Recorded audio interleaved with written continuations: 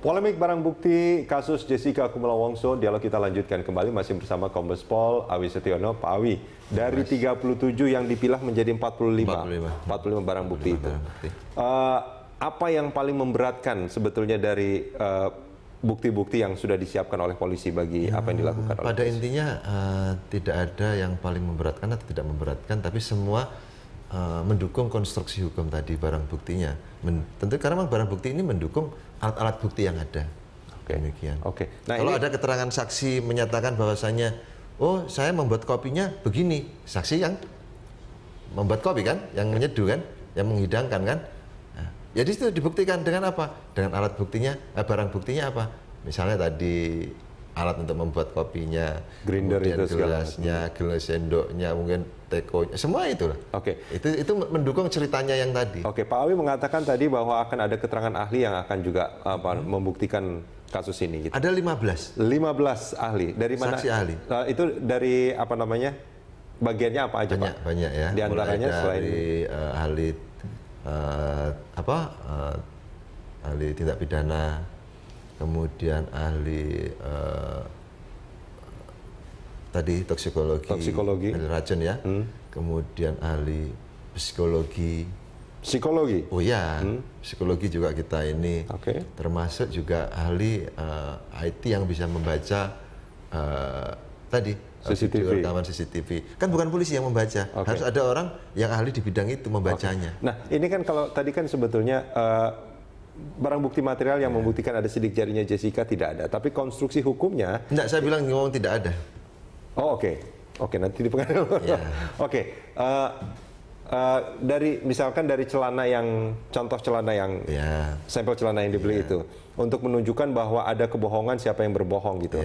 Nah, apakah akan ada apa namanya ahli yang akan menjelaskan itu nanti? Oh iya, kan kita semua itu terangkai kan, bahwasanya sebenarnya siapa sih ini tersangka ini gitu. Dari awal kok begini, kok dari akhirnya begini. Ya itu nanti akan akhirnya untuk meyakinkan hakim. Karena ujung-ujungnya semua kuncinya adalah keyakinan hakim. Dan keterangan ahli itulah nanti yang akan melakukan hal itu. Semua terkait tadi yang alat bukti tadi. Alat bukti akan cerita nanti. Saksi akan cerita, saksi ahli akan cerita. Surat pun juga akan bercerita nanti.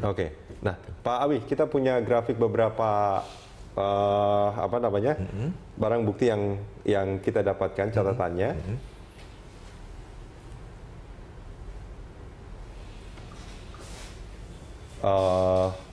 Ya, ini yang dirilis tanggal 27 Mei 2016 ya, Pak Awi ya. Ada satu gelas yang berisi sisa cairan minuman ice Vietnamese coffee dan di situ ditemukan adanya itu ya, adanya sisa cyanida.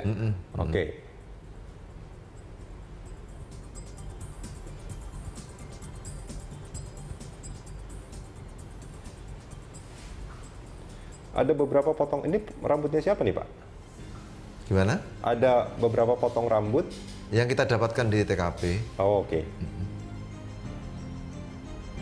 Itu milik Jessica atau? Nanti kita buktikan. Ya itu tadi, bahwasanya kita bercerita bahwasanya ini rambutnya siapa, jadi orang tidak bisa mengelak lagi gitu. Ada satu buah iPhone juga. Di iPhone itu juga ada percakapan yang mencurigakan mungkin, yang menunjukkan akan ada peristiwa. Semua kita sedot data-datanya. Data-datanya, baik.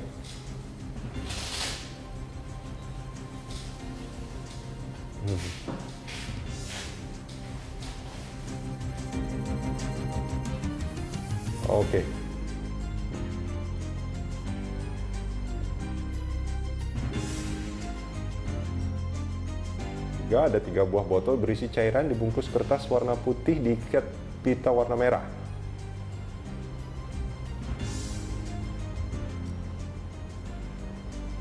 Ini masih banyak barang bukti yang akan sambil kita ini Pak Awi.